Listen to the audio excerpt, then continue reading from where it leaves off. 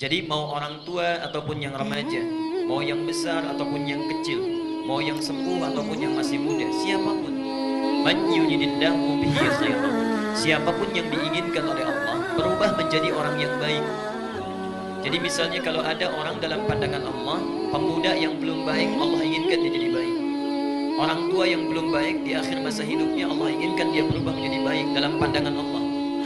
Anak-anak yang belum baik, Allah inginkan dia menjadi orang yang baik dalam pandangan Allah, bukan dalam pandangan manusia. May yuridillahu bihi khairan, siapapun yang diinginkan oleh Allah berubah menjadi orang baik, memiliki sifat-sifat kebaikan, perhatikan tandanya, yufaqihu fiddin. Yufaqihu fiddin, maka Allah akan pahamkan ia mengenai urusan agamanya, mengenai ketentuan agamanya. Kata para ulama hadis, yang dimaksud dengan yufaqihu fiddin di dalam hadis ini, dia akan diberikan bimbingan oleh Allah, mau belajar tentang agamanya, sehingga mengerti dan paham tentang perintah dan larangan Allah, al-amru wan nahi. Dia tahu apa yang benar, apa yang salah. Dia mengerti apa yang harus dikerjakan, apa yang mesti ditinggalkan.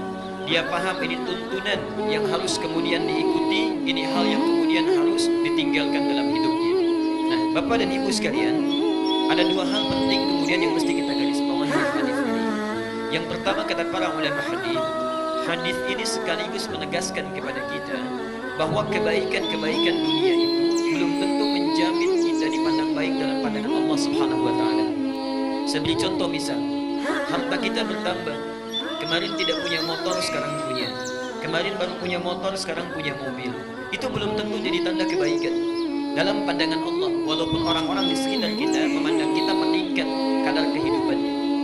Kalau orang ini walaupun meningkat hartanya, dia tidak paham tentang agamanya.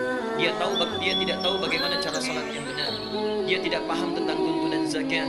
Dia tidak mengerti tentang keutamaan umrah dan haji dan sebagainya. Maka menurut Allah ini belum menjadi orang yang baik dalam pandangannya. Demikian juga seorang yang meningkat kedudukannya. Ada para ayah misalnya promosi jabatan, meningkat kedudukannya, bertambah kemuliaannya dipandang dalam pandangan manusia, tapi dia tidak mengerti mana yang benar, mana yang salah, mana yang haram, mana yang halal, mana yang riba, mana yang dibenarkan. Subhanallah, orang seperti ini, kata Allah, ditegaskan dalam lisan Nabi, belum menjadi orang yang baik dalam pandangan Allah dan Rasulnya. Nah, makna kedua, ketika Allah menginginkan orang-orang ini menjadi baik, ternyata subhanallah akan dirangkul orang ini, diberikan taufik untuk mau belajar agama.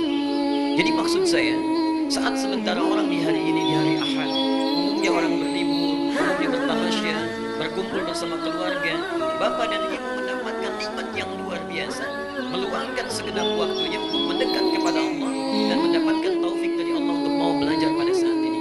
Itu tandanya Allah sudah menginginkan bapak dan ibu menjadi orang yang baik dalam pandangannya. Tidak cukup dengan amin. Kalau sudah hadir di sini, Allah berikan pada bapak dan ibu, orang lain belum diberikan, sudah dirangkul, ditempatkan, itu mesti dibuktikan. Karena nikmat itu, iman itu bersanding dengan amal. Buktinya apa? Ya. Karena itu ketika hadir di sini, sudah dianggap kita sebagai pengantar orang yang baik. Ayo kita buktikan melalui ta'lim ini, pahami apa yang disampaikan, ikuti apa yang dituturkan dan amalkan dalam kehidupan kita. Amalan itulah menjadi pembuktian kita sudah menjadi baik dalam pandangan Allah Subhanahu wa taala. Kalau sudah dihimpun, diantarkan, ditempatkan, dikukuhkan, diberikan kesempatannya, belum juga tersentuh untuk berubah menjadi orang yang lebih baik dalam pandangan Allah dan Rasulnya, dengan cara apa lagi Allah memaksa kita untuk menjadi orang yang baik. Karena itu bertakwalah kepada Allah. Mari kita fokus untuk belajar. Yang pertama, ikhlaskan diri kita dan jangan sertakan motif yang lainnya sebelum kita menghadap kepada Allah dengan pelajaran ini. Ingat, keikhlasan itu banyak manfaatnya. Satu, tentunya akan melahirkan pahala yang berlimpah kepada kita. Quran surah Al-Bayyinah ayat yang kelima, wa ma umiru illa liya'budullaha mukhlishina lahuddin.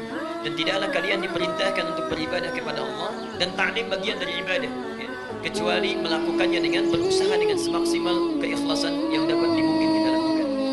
Yang kedua, ikhlas itu nanti akan membuka kecerdasan, sehingga apa yang kita dapatkan dari ta'lim itu langsung mengalir ke dalam jiwa. Karena ada orang yang datang misalnya ke majlis ilmu, dia cuma datang dengarkan, masuk telinga kanan, keluar telinga kiri, keluar lagi, itu antara masuk dengan sama hampir tidak ada perbedaan.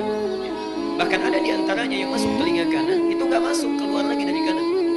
Ada yang seperti itu. Karena itu motif-motif yang datang sebelum hadir ke sini itu tanggalkan dulu. Ada ada motif ingin ketemu teman, ada motif hanya ingin tahu di mana Masjid Al-Ihsan, ada motif hanya ingin tahu siapa ustadznya dan sebagainya. Tanggalkan di luar, simpan saat masuk ke rumah Allah. Hubungan kita hanya dengan Allah. Lakukan ikhlas karena Allah, maka Allah akan tanamkan ilmu itu ke dalam diri kita. Karena itu di dalam Quran, ilmu tidak pernah disebut dengan pencarian kita.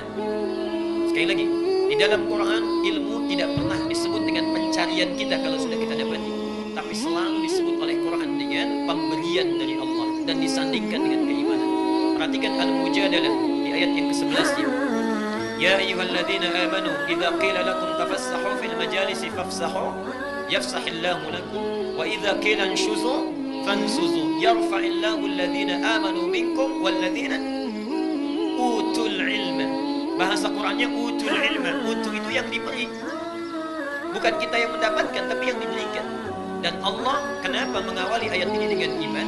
Hanya akan memberikan ilmu yang bermanfaat itu kepada orang-orang yang beriman dan ditunjukkan dengan kualitas keikhlasannya.